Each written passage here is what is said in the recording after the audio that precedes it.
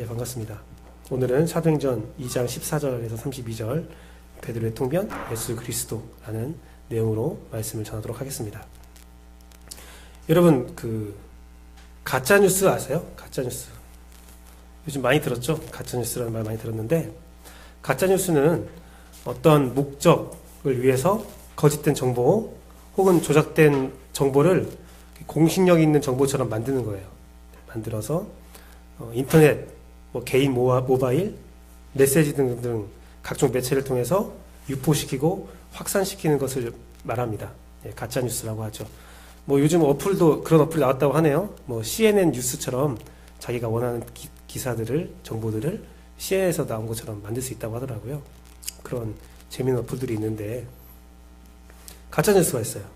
요즘에 이 가짜뉴스들이 좀 판을 치고 여러 가지 피해도 있는 것을 우리가 볼 수 있습니다.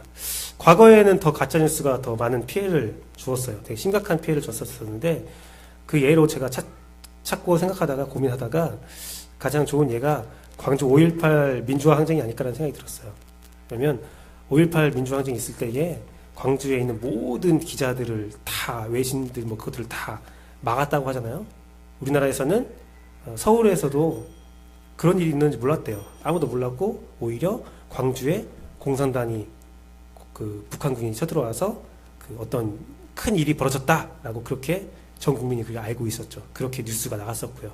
그런데 독일의 한 외신 기자로 통해서 그 일들이 세계에서 먼저, 독일에서 먼저 기사거리가 되고 그 진실들이 밝혀지는 모습들이 있는데, 놀라운 것은 그때 퍼졌던 가짜뉴스가 지금도 진실로 알고 있는 분들이 많이 있다는 거예요.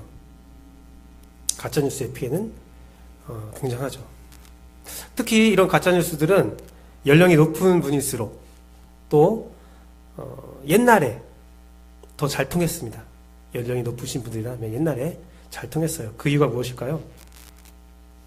그 이유는 진짜 뉴스를 입수할 수 있는 힘이 적기 때문에 그랬어요.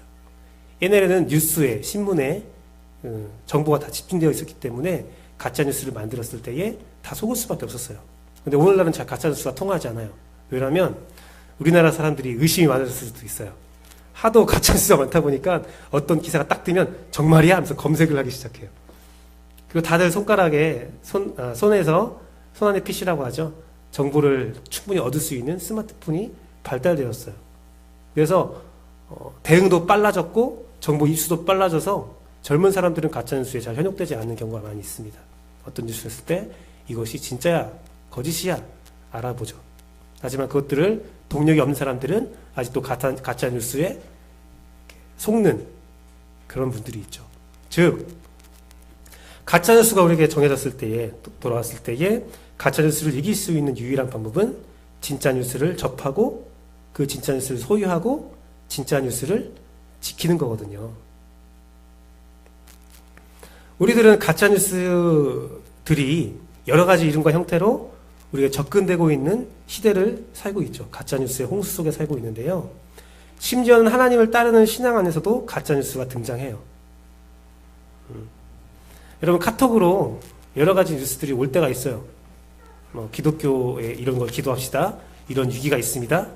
뉴스가 와요. 근데 그것이 진짜인지 아닌지는 우리가 확인해야 돼요. 신앙에서도 가짜뉴스가 있어요. 가짜뉴스를 여러분들이 꼭 세상의 가치관, 기독교 가치관과 다른 세상의 가치관이라고 생각하지 마세요. 교회 공동체에서도 얼마든지 가짜뉴스들은 제시되고 있어요. 기복주의 신앙, 자본주의 신앙도 있을 수 있고요. 결과 지향적인 신앙도 있을 수 있고요. 신비주의 신앙이 있을 수도 있고요. 인본주의 신앙이 있을 수도 있어요. 또한 우리가 영향력이라고 말하는 기독교인이 중요한 요직에 있으면 하나님의 뜻이 실현될 거야. 사실 그것도 가짜뉴스 중에 하나일 수 있죠. 여러 가지 가짜뉴스들이 선포되고 있습니다. 성령의 기본 진리, 하나님의 정의, 하나님의 계획하심, 성령님의 충만한 인도하심, 예수 그리스도가 중심된 삶을, 그 모습을, 그 진리를 떠나서, 진짜뉴스를 떠나서 가짜뉴스들이 판을 치고 있는 이 땅의 모습들, 충격적이지만 설교, 집회, 사역, 봉사, 기도, 기독교식 이름을 붙였다고 해서 다 진짜가 되는 것이 아니라는 거예요. 가짜가 참 많은 세상에서 진실된 나의 삶이 굉장히 중요하다는 겁니다. 마태복음 말씀에 이런 말씀이 있어요. 나더러 주여 주여 하는 자마다 다 천국에 들어갈 것이 아니요 다만 하늘에 계신 내 아버지의 뜻대로 행하는 자라야 들어가리라. 이름만 붙였다고 그것이 진짜가 되는 게 아니에요. 네. 가인과 아벨이 있죠. 우리 오늘 어린 예배 드릴 때 제가 이렇게 드리는데요. 이렇게 그림을 그려요. 제가 그림 그려서 막 설교하는데 가인과 아벨이 있는데 가인과 아벨이 같이 예배를 드렸어요. 하지만 가인의 예배는 안 받으시고 아벨 예배는 받았어요. 그 내용에 대해서 여러분들 다 배웠겠지만 잘못 배운 것들도 있죠. 뭐 가인이 돌을 잘못 쌓았다 뭐 여러 가지인데 그게 아니에요. 진짜 성경에서 말하는 진리는 가인이 예배를 받지 않았을 때 하나님께서 가인에게 죄가 엎겨져 있다. 죄를 더 이상 짓지 마라 라고 말했어요. 근데 어떻게 했어요? 가인이 아벨을 죽였어요. 어린 성경 이렇게 하는데 말을 안 듣는 거예요. 이걸 통해서 가인의 삶을 알 수가 있죠. 가인은 하나님 말을 세상 말로 개무시하는 그런 삶을 살았던 거예요. 그런 삶을 사는 가인의 예배를 하나님이 받지 않는 거예요. 받지 않은 게 가인이 미워서요? 아니요. 가인의 예배를 받지 않음으로 알려주는 거죠. 네가 이렇게 살아야 돼. 네가 이렇게 살면 내가 너의 예배를 받아줄게. 기회를 주고 있는 거거든요. 하지만 가인은 그 기회를 아벨을 죽임으로 차버린 거죠. 이렇게 우리에게 가짜뉴스, 가짜 예배들이, 가짜 기도가 판을 치고 있는 거예요. 하나님은 그거에 대해서 우리에게 계속 기회를 주고 있죠. 진짜를 알려주면서요. 그래서 예배, 설교는 성령님의 인도한 가운데 진짜를 선포하고 제공해야 되는 책무가 있어요. 저에게는 그러한 책무가 있어요. 여러분에게 진짜를 전해줘야 할 책무가 있어요. 또한 여러분은 진짜를 받아들일 권리가 있어요. 제가 만약에 이 자리에서 진짜를 선포하지 못한다면 여러분은 권리를 활용해야 돼요. 진짜를 선포하십시오. 걸러 들을 수 있는 지혜와 용기도 필요하다는 겁니다. 우리는 각자의 맡은 바 또 상황과 할 일을 통해서 그 진짜를 지켜나가야 할 권리와 의무가 있다는 것입니다. 그런데요, 솔직히 말해서요, 진짜로 사는 것은 정말 어려워요. 저도 어려워요. 저도 진짜로 못 살아요. 저도 성격이 안 좋고 머릿속에 항상 스트레스와 불안으로 가득 차 있습니다. 제가 선포한 말씀대로 살아야지 생각을 해도 어느 순간에 정신 못 차리고 살다 보면 뒤돌아보면 거짓된 삶을 살고 있는 저의 모습이 있어요. 연약하고 넘어지는 모습이 저에게 있어요. 정말 어렵습니다. 그래서 참 미안하고 늘 죄송하고 미안한 마음을 가지고 말씀을 전해요. 저희 서진 선교사님이 가장 싫어하는 말이 저한테 죄송하다는 말이라고 하더라고요. 근데 저는 죄송할 수밖에 없어요. 늘 죄송해요. 하지만 더 죄송한 것은 어쩔 수 없이 전달할 수밖에 없어요. 이 자리에서는 진실을 말할 수밖에 없기 때문에 여러분에게 늘 미안하고 이 자리가 더욱더 무거워져요. 이상적인 이야기를 할 수밖에 없어요. 그 이상적인 이야기를 전하는 자나 받는 자나 다 당황스럽고 고통스러워요. 그래서 이 자리를 놓고 기도하고 있어요.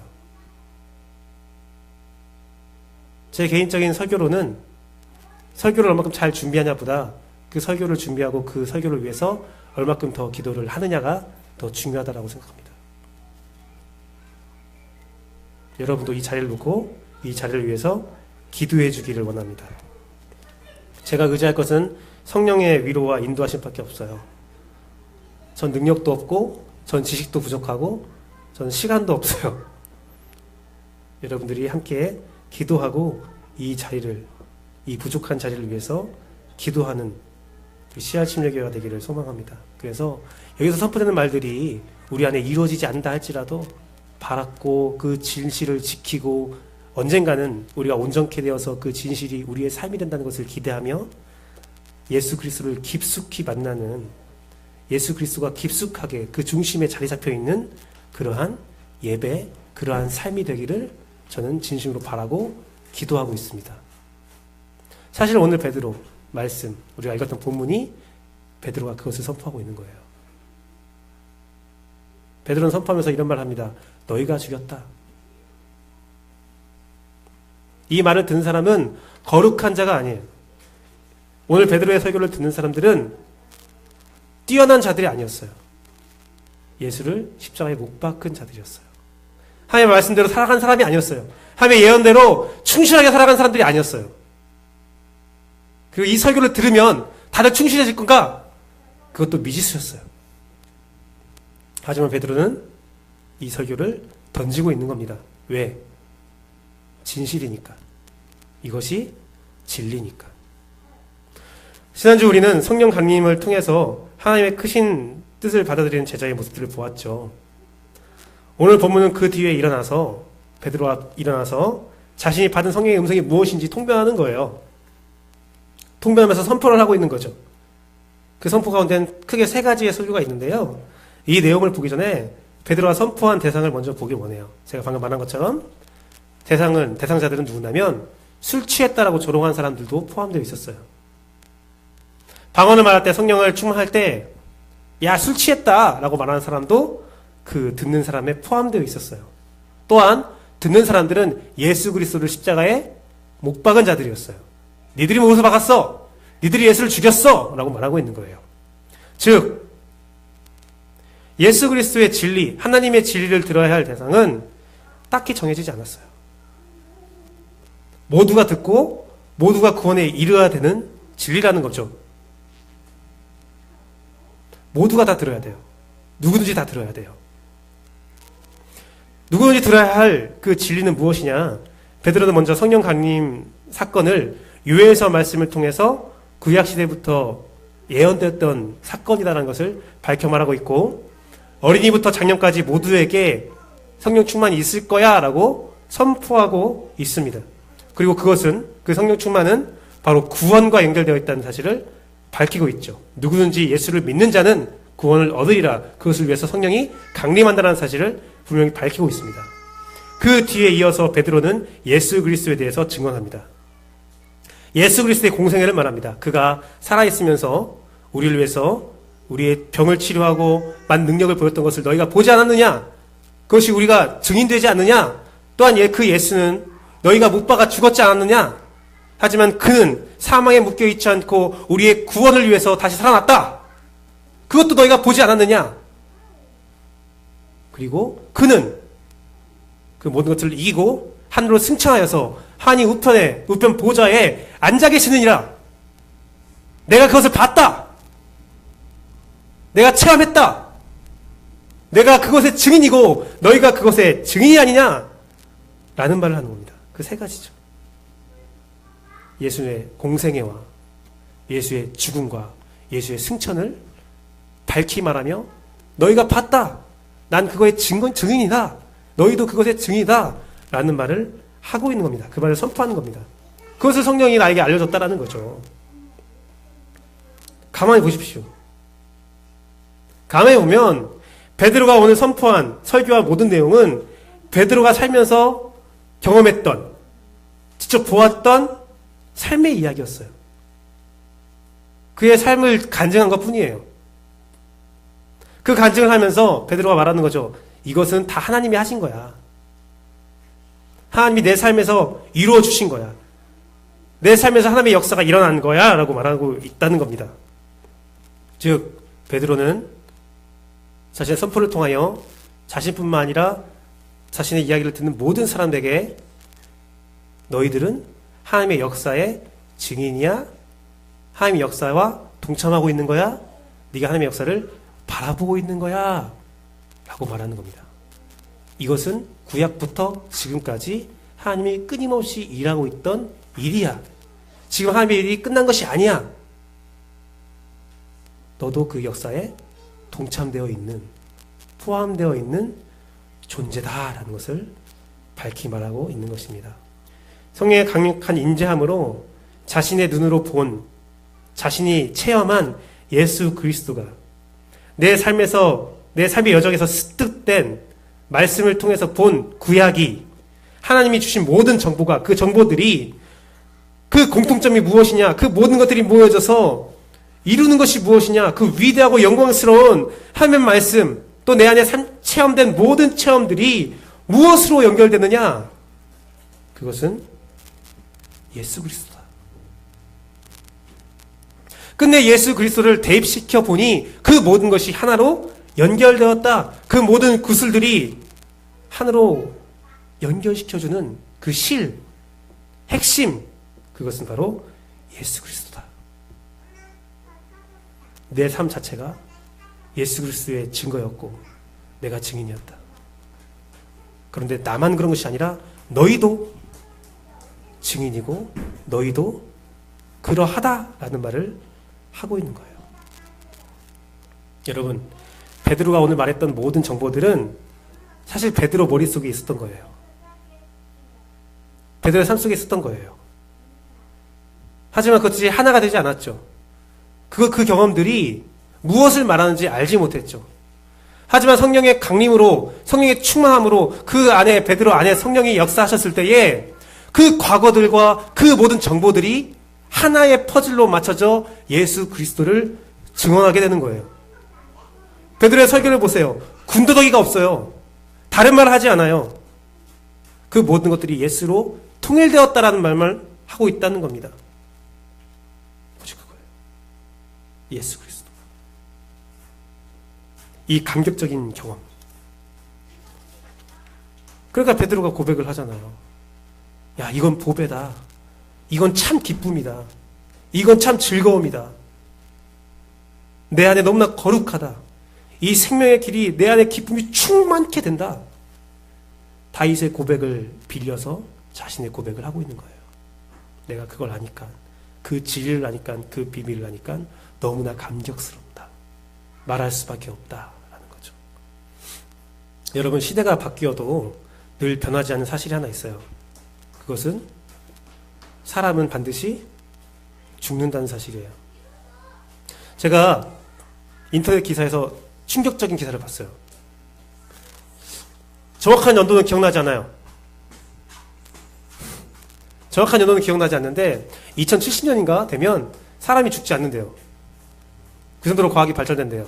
그런데 거기 기사에 함정이 하나 있었어요. 반전이 하나 있었어요. 사람이 죽지 않는데 생명 연장만 되는 거예요. 어떠한 매트리스처럼 거기에 들어가서 생명이 연장되는 거예요. 뭐 움직이거나 뭐 어떤 사고를 할 수 있을까 그건 잘 모르겠는데 어쨌든 어떠한 캡슐 같은 데 들어가서 영원히 살 수 있게 된대요. 그게 사는 거라고 표현해야 될지는 모르겠지만 중요한 것은 저는 사람은 죽는다고 믿어요. 끝날 때가 있어요. 아무리 발달돼서 사람은 죽지 않아! 과학적으로 죽지 않아! 말을 해도 사람은 죽게 되었어요. 그런데 또 변하지 않는 사실은 딱 한 가지 또 있어요. 사람이 죽는다는 사실이 변하지 않는 것처럼 또 한 가지는 하나님은 우리를 그 죽을 수밖에 없는 사람을 구원시킨다는 거죠. 구원시켜서 영원한 생명을 주신다는 거죠. 사망에서 우리를 구원시키겠다는 하나님의 뜻, 그것이 일어난다는 것은 또 변하지 않는 사실입니다.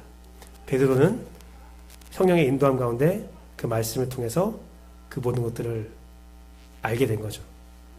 즉 하나님의 예언, 성령의 강림이 베드로의 인생을 끝내는 것이 아니라 진정한 진짜의 삶을 시작했다는 것을 알게 된 겁니다. 그것은 베드로 자신뿐만 아니라 많은 사람에게 포함되어 있다는 거죠. 이것은 하나님의 예언된 선포이고 하나님의 목적이며 우리에게 성령을 허락하시는 이유입니다.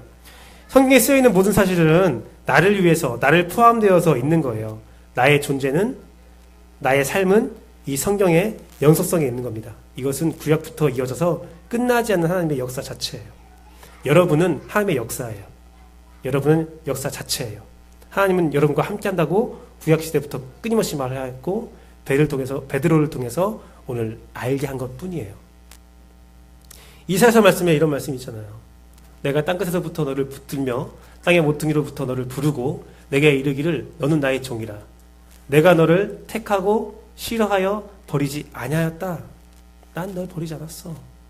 두려워 말라. 내가 너와 함께함이라. 놀라지 말라. 나는 내 하나님이 됨이라. 내가 너를 굳세게 하리라. 참으로 너를 도와주리라. 참으로 나의 의로운 오른손으로 너를 붙들리라. 우리가 사망의 음침한 골짜기에 들어간다 할지라도 하나님은 나를 붙잡아 준다고 우리에게 선포했다는 겁니다. 또한 예수 그리스도가 말했죠. 볼지어다 내가 세상 끝날까지 너희와 항상 함께 있으리라. 우리는 보면 돼요. 근데 보지 못하고 있는 것 뿐이죠. 이 거룩하고 존귀한 영광과 특혜를 받을 자격이 있는 사람이 누구입니까? 베드로는 선포하죠. 누구든지 주의 이름을 부르는 자는 구원을 받으리라. 누구든지. 그가 그동안 어떻게 살았는지 중요하지 않습니다. 누구든지. 그런데 이 사실을 우리에게 끝까지 가짜 뉴스를 제공하는 어떤 존재가 방해를 한다는 거예요. 우리를 늘 방해한다는 거예요. 우리는 늘 방해를 받아 쓰러지고 넘어지고 근데 예수 그리스도를 배신할 때가 있어요. 우리가 쓰러지고 넘어지는 방법은 크게 두 가지 방법이 있는데 한 가지는 내 자신이 너무나 더러워서 내가 너무나 연약해서 내가 너무나 악해서 나는 자격이 안 돼 라고 생각하고 넘어져서 주님을 떠나는 경우가 있고요. 두 번째는 내가 너무 거룩해서 내가 너무 잘나서 내가 너무나 힘이 있어서 예수 그리스도를 바라보지 못하게 만듭니다. 점차 예수를 떠나게 하고 예수와 원수가 되어지게 만드는 거지요. 사단은 그 존재는 우리를 끝까지 예수와 멀어지게 만들려고 합니다. 그게 그들의 가짜뉴스의 목적이에요. 어떻게든 우리가 진리를 바라보지 못하게 해요. 우리 어린이집에서 썼던 건데 왜 그럴까요, 걔들은? 그 사단은 왜 우리를 하나님과 멀어지게 만들려고 할까요? 그가 힘이 세서요? 그가 능력이 있어서요? 아니요. 사실은 그들은 우리를 두려워하기 때문에 그래요. 사단이 가장 두려워하는 게 뭔지 아세요? 여러분 자신이에요. 여러분 자신이 베드로와 같이 오늘 베드로처럼 예수 그리스도를 발견해서 그의 삶의 모든 것들을 이해하고 예수 그리스도에 합하여서 선포하는 것, 그 인생을 살아가는 것, 누구든지 주의 이름을 부른 자는 구원을 받으리라. 그 사실이 그에게 진리가 되는 것을 두려워해요. 왜요? 그 일이 일어난다면 여러분이 구원을 받으니까요. 여러분이 구원을 받으면 여러분 삶이 변하니까요. 여러분 삶이 변하면 여러분과 밀접한 관계를 가졌던 사람들의 삶도 변하기 시작하니까요. 그럼 이 땅이 변하니까요. 그래서 여러분을 어떻게든 예수 못 보게 하려고 악착같이 여러분에게 덤벼든다는 겁니다. 그들이 강해서? 아니요. 그들은 여러분을 두려워해서. 강력한 방해가 있을 때 이것은 너무 강력해서 내가 넘어갈 수 없어요 라고 막 생각하지 마십시오. 강력한 방해가 내 안에서 샘솟거나 내 환경에서 나를 방해할 때 어떻게 생각하시냐면 이것들이 나를 두려워하고 있구나. 나를 두려워하고 있구나. 내가 그만큼 하나님께 온전한 존재구나. 내가 그렇게 하나님께 사랑받는 존재구나. 내가 예수 그리스도만 딱 만나면 정말 사단이 벌벌 떨 일들이 벌어지는 거구나. 그래서 더 예수를 바라보는 여러분 되길 소망합니다. 그래서 성령님은 어떻게든지 우리를 진리를 보게 하려고 노력하시는 거예요. 성령님의 모든 은사와 모든 역사의 목적은 우리가 예수 그리스도를 알고 그를 바라보게 함에 있습니다. 보혜사 곧 아버지께서 내 이름으로 보내실 성령, 그가 너에게 모든 것을 가르치시고 내가 너에게 말한 모든 것을 생각나게 하시리라. 성령은 여러분을 하여금 예수 그리스도를 생각나게 하시는 데 목적이 있다는 겁니다. 이를 위한 배경으로 예수님은 우리가 원수 되었을 때에, 우리가 죄인 되었을 때에 우리를 위해서 십자가에 달려 돌아가심으로 보혈을 흘리심으로 자신의 사랑을 확증시켰고 우리에게 그러한 자격을 주셨습니다. 진정한 승리를 이루셨습니다. 그러니 우리는 담대함을 가지고 성소에 들어갈 수 있는 거예요. 예수를 바라볼 수 있는 거예요. 하나님을 바라볼 수 있는 겁니다. 누구든지 예수 그리스도의 이름을 부르고 그의 삶에 구원을 얻고 평안을 얻기를 소망합니다.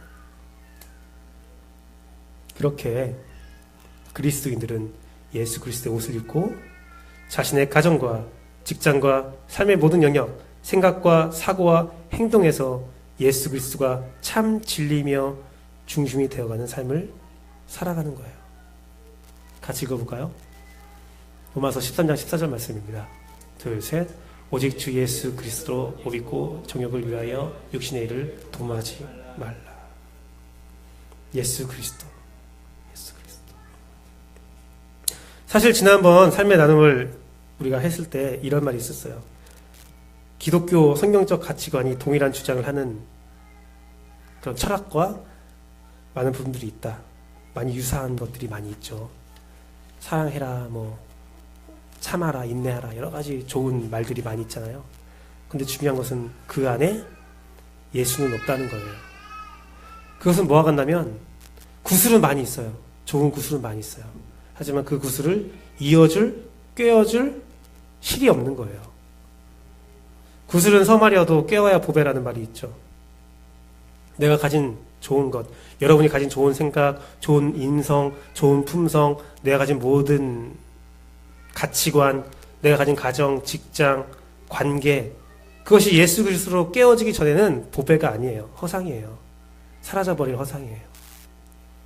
참 다행인 것은 여러분 자신이 교회라는 사실이고, 여러분이 교회라는 사실은 성령의 인도함을 통해서 예수 그리스도를 나의 구주라고 고백한 자라는 거죠. 그래서 여러분이 가진 것들은 허상이 아니고 보배가 될 수 있는 소중한 것입니다. 단 그것을 예수 그리스도의 실로 잘 꿰매는, 내 삶의 모든 고백들을 예수 그리스도의 반석 위에 세우시는 그 일들이 성령의 인도함 가운데 일어나는 역사 일어나길 원해요. 여러분의 삶이 진짜 보배가 되기를 간절히 바라고 바랍니다. 베드로는 그것을 받은 거예요. 베드로의 고백이 그래서 매일매일 변하지 않아요. 사도행전 4장 12절에서 베드로는 다른 이로서는 구원을 받을 수 없다. 왜? 천하 만민 중에 함이 예수 이름 외에 다른 걸 준 적이 없다. 라고 말했어요. 또한 베드로 전서 후서에서는 보라! 예수! 보배로운 모퉁이 돌이다. 그를 믿는 자는 부끄러움을 당하지 않게 된다. 선포하는 거예요. 예수를 믿으면 부끄러움을 당하지 않는다. 베드로 후서 1장 4절에서는 이로써 그 보배롭고 지극히 큰 약속을 우리에게 주사 이 약속으로 말미암아 너희가 정욕 때문에 세상에 썩어질 것을 피하여 신성한 성품에 참여한 자가 되게 하려 하셨느니라. 예수 그리스도는 참 보배다. 너희가 만나야 할 보배다라는 것을 평생 간증으로 살았던 거예요. 오늘 본문에서 간증한 걸로 끝난 것이 아니라 평생을 살면서 죽을 때까지 예수를 말한 거예요. 왜? 누구든지니까. 나만 그 보배를 발견할 거 아니라 여러분도 그 보배를 발견할 사람이니까요. 말씀을 뵙도록 하겠습니다. 지난주에 세나자매님께서 삶의 나눔을 통해서 저에게 큰 도전과 고민을 주셨어요. 꼭 우리 교회에 사람들이 나와야 하는 데는 이유가 있냐? 그 질문을 누가 세나자매한테 던졌다고 했잖아요. 세나자매 스승님이 세나자매에게 야, 네가 다니는 교회에 꼭 사람들이 나와야 될 이유가 있어? 질문했다고 했어요. 저도 그거 질문을 가지기 시작했어요. 그걸 가지고 고민했어요. 근데 끝내 그 대답을 찾을 수가 없었어요. 여기 앉아있는 분들은 되게 찾아야 되는데 전 못 찾았어요. 대신 다른 질문을 하나 찾았어요. 그 질문을 가지고 기도하는데 다른 질문이 나오더라고요. 사람들이 왜 꼭 예수 그리스도를 믿어야 하는가? 저는 솔직히 우리 교회가 아니어도 좋아요. 이런 말씀 드리면 되게 서운한 분도 있다고 하더라고요. 우리 교회 아니어도 좋아요. 하지만 가자라고 갑자기 숨이 딱 꺾이는데 우리 교회야 돼요. 하지만 저는 제일 바라는 것은 사람들이 꼭 예수를 찾고 만나고 믿었으면 좋겠어요. 예수 그리스도를 만난 자는 반드시 변화가 있을 건데 그 변화가 우리 교회에도 있었으면 좋겠어요. 뿐만 아니라 모든 교회 공동체에 있었으면 좋겠어요. 김혜건 목사님이 이런 말씀을 하셨어요. 예수 그리스도를 만나고 우리의 삶의 죄와 불순종이 극복되고 인간성이 개선되고 성품이 순화되어져야 가는데 딱 그거 읽고 제가 너무 가슴이 막막했어요. 난 예수 그리스도를 만났다고 확신하는데 내 삶의 죄와 불순종이 더 많아진 것 같고 인간성은 더 더러워지는 것 같고 성품은 점점 더 나빠지는 것 같다는 생각이 들었거든요. 근데 그 뒤에 김영호 목사님이 이렇게 말했더라고요. 오히려 독사처럼 황폐해져 가고 탐욕적이고 완고해지고 옹졸해지고 교만해지고 음탕해지고 있습니다. 그러면서 김혜건 목사님은 우리가 교회에 가면 그리스도의 주권 안에 들어가야 되는데 오히려 사탄의 주권 안에 들어가고 있다라고 경고했어요. 그리고 그 목사님은 오늘 베드로와 설교와 똑같은 말을 합니다. 그것을 극복하는 유일한 방법은 보좌에 앉으신 예수 그리스도를 바라보고 우리의 삶에 그의 삶의 중심에 세워야 한다. 저는 이렇게 생각합니다. 우리 교회 사람들, 성도를 보면, 저를 제외한 성도들을 보면, 물론 저를 포함시키고 싶어요. 근데 이 평가는 제가 스스로 내릴 수 없으니까 여러분도 저를 포함시켰으면 좋겠습니다. 제가 바라본 여러분들은 변화가 되고 있어요. 정말 많이 변화됐다고 생각해요.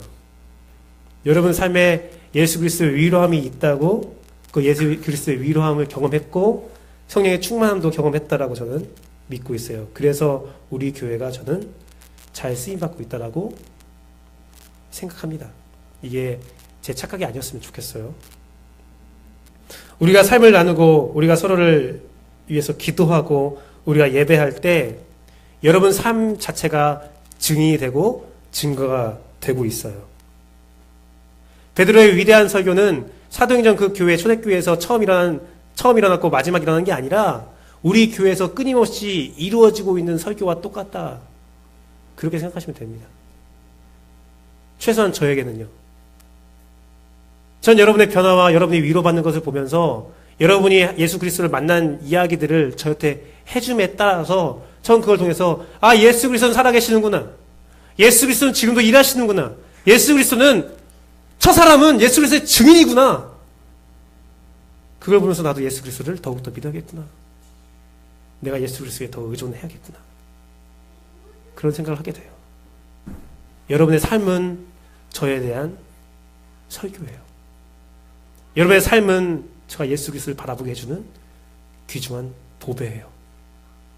그 보배들을 저는 예수 그리스도의 실로 꿰매어 보배를 만들고 싶어요. 사실 베드로는 오늘 예수 그리스도를 처음 본 게 아니에요.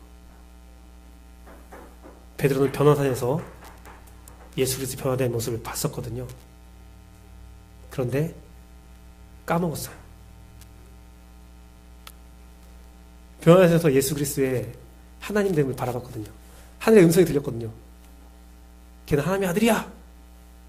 그리고 하나님은 제자들의 눈을 씻어줘서 예수 외에는 아무것도 보지 못하게 만들어줬거든요. 그걸 경험했거든요. 까먹었어요. 잊혀졌어요. 그렇게 예수를 떠나 살았어요. 하지만 오늘 또 강력하게 경험해졌습니다. 그 반복이 여러분 삶에 있기를 진심으로 바라고 또 바랍니다. 내가 약할 때 강함 되신 하나님이 여러분을 강하게 세우실 것을 저는 믿어요. 우리가 왜 약할 때 강함 되시느냐? 그것은 예수 그리스도가 하늘 보좌에 앉아 있다는 것은 우리를 위해서 중보하고 있다는 거거든요. 한 가지만 더 생각하면 여러분 삶에 좀 도움이 될 것 같아요. 여러분, 하늘 보좌에 앉아 계신 예수님 생각하면 우리는 어떻게 생각하죠? 하늘 보좌에 딱 앉아서 멋있는 모습으로 쉬고 있는 것처럼 느끼잖아요. 그런데요, 보좌라는 것은 왕의 일터예요. 보좌에 앉아서 왕은 모든 것을 결정하고 모든 것을 확인해요. 하늘 보좌에 앉으신 예수님은 그 말 자체에 어떤 의미가 있냐면 끊임없이 쉬지 않고 일을 하시는 예수님이란 뜻이 있는 거예요.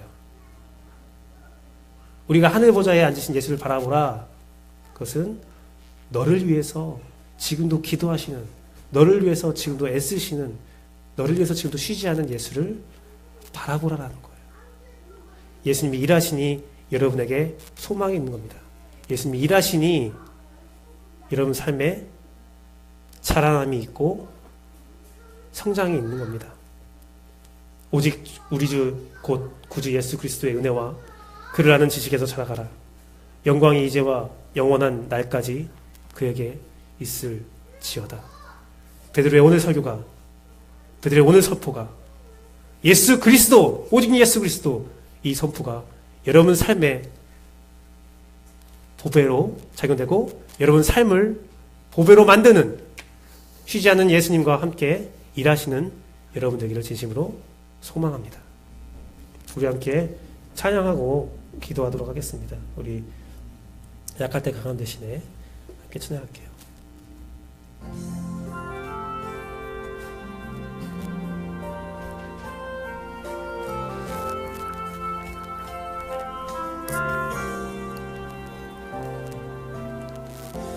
약할 때 강함 대신에 나의 보배가 되신 주 나의 모든 것,